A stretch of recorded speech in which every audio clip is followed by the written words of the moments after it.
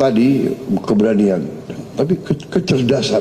Dan kecerdasan itu bukan dari sekolah menurut saya. Kecerdasan bukan dari sekolah. Dan ini sudah kita buktikan berkali-kali. Dan hari ini sekarang kita buktikan lagi. Pak Bahlil, saya kira sekolahnya nggak terlalu terkenal.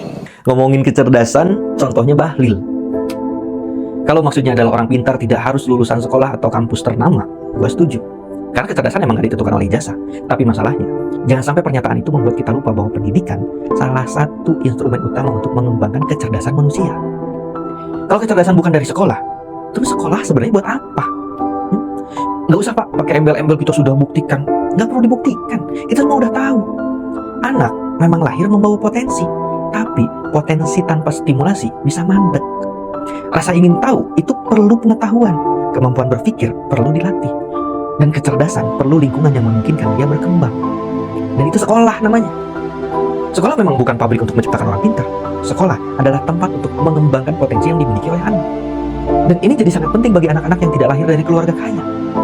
Karena orang kaya mungkin punya buku, internet, les private, kursus, laptop, atau lingkungan yang mendukung. Tapi bagi anak miskin, bisa jadi sekolah adalah satu-satunya tempat untuk mereka mendapatkan semua itu.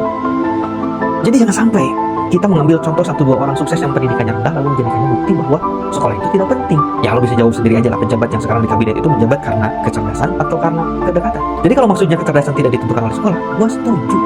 Tapi kalau kalimat itu dipakai untuk mengecilkan arti pendidikan, justru gue pengen tanya, bukankah negara ini dibentuk salah satunya untuk mencerdaskan kehidupan bangsa?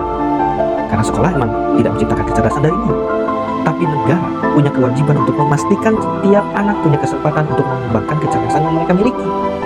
Jadi pertanyaannya bukan kecerdasan itu dari sekolah atau bukan, tapi sudahkah sekolah kita menjadi tempat di mana setiap anak kaya ataupun miskin punya kesempatan yang sama untuk menjadi cerdas? Sudahkah negara secara totalitas hadir untuk kesuksesan pendidikan di sekolah? Kesejahteraan guru, fasilitas sekolah, dan biaya yang gratis membuat anak jadi tahu. Tapi kalau makan gratis, mayoritas cuma jadi tai. Itu yang harus Bapak tahu.